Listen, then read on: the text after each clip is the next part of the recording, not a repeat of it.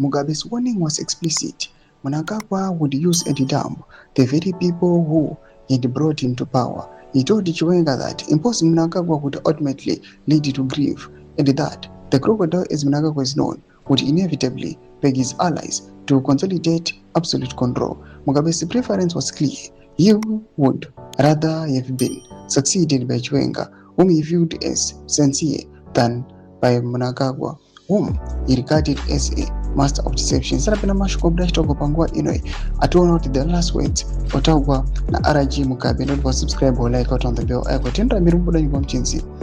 Interestingly, President Mnangagwa has recently attempted to rewrite this history. In a Christmas interview with Ruben Barre, the Zimbabwe Broadcasting Corporation ZBC in late 2025, Mnangagwa claimed that he and Mugabe had fully reconciled before the latter see death in Singapore.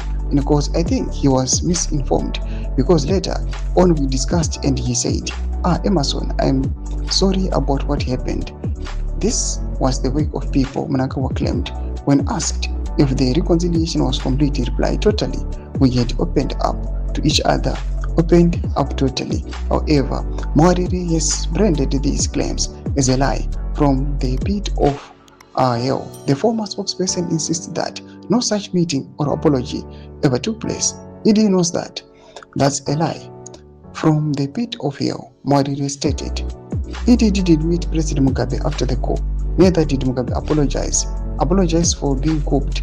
He pointed out that Mugabe continued to describe the Second Republic as unconstitutional and illegal until his death, and even publicly backed opposition leader NelsoncHAMISA in the 2018 elections.